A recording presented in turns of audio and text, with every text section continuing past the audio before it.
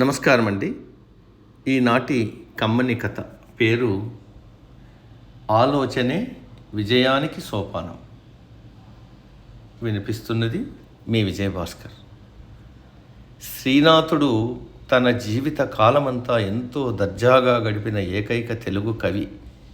ఈ పండితుడు ఏ రాజస్థానాలలోనికి వెళ్ళినా, గ్రామాంతరాలకు వెళ్ళినా, మరే పని మీద అవతలకు వెళ్ళినా సవారి మీద వెళ్ళేవాడు. సంపన్నుడు కావటం వల్ల సవారిని మోసేటందుకు కొందరు బోయీలను జీతాలిచ్చి పోషించేవాడు. పాడి పంటలకు, సిరి సంపదలకు ఏ విధమైన లోటు లేని ఆ మహాకవి ఇంట ఎంతోమంది నౌకర్లు ఉండేవారు. ఆయన జీవితం మహారాజ భోగాలతో సాగుతుంది.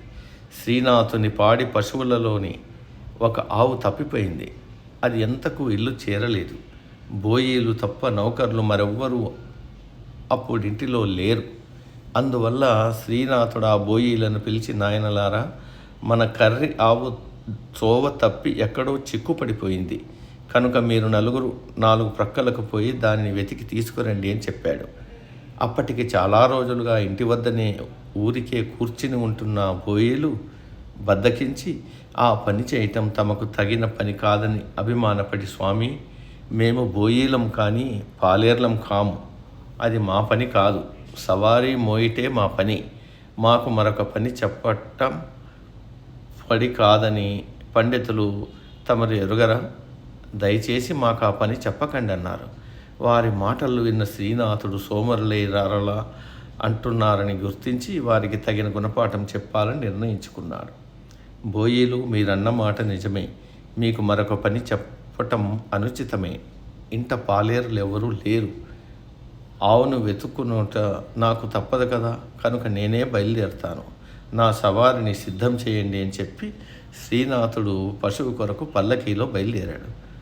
పాపం బోయీలు ఆ పల్లకీని మోస్తూ ఊరంతా ఎంత తిరగసాగిన ఆవు దొరకలేదు. ఈ వీధి కాదని ఆ వీధి, ఆ వీధి కాదని మరో వీధి, ఇక్కడకు అక్కడకు అని శ్రీనాథుడు వెళ్ళమంటున్న తావులకెల్లా వెళ్ళారు. ఎంతకు ఆవు కనపడలేదు. పాపం ఆ బోయీలు అలసిపోయారు. స్వామి, ఇక మేం తిరగలేమన్నారు. అదేమన్న మాటయ్యా, సవారీ మోయడానికి కదా మీకు నేను జీతం ఇస్తోంది. మరి పనేది మీకు నేను చెప్పలేను కదా. మీ పనిని మీరు చెయ్యనంటే ఎలా? ఆవు దొరికే పర్యంతం నన్ను మీరు 4 పక్కలకు తీసుకువెళ్లాల్సిందే అన్నాడు. మరో మాట చెప్పలేక వాళ్ళు పల్లకీని మోస్తూనే ఉన్నారు. శ్రీనాథుడు ఇటు అటు వేగంగా అంటూ వాళ్ళను తిప్పుతూనే ఉన్నాడు. బోయీలకు ఓపిక పోయింది. అడుగు వెయ్యలేకపోతున్నారు.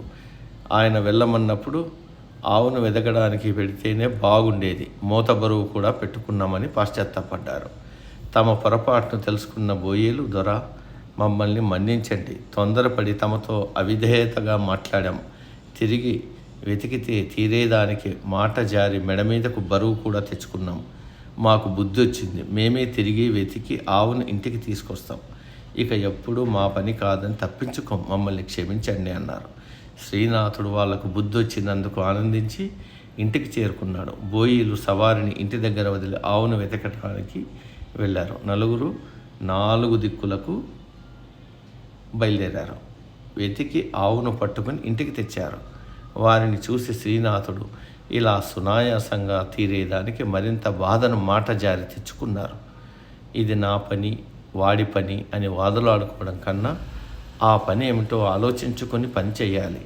పని ఎగేయడానికి కుంటి సాకులు చెబితే తంటా తప్పదు అని ప్రబోధించాడు. సమాప్తం.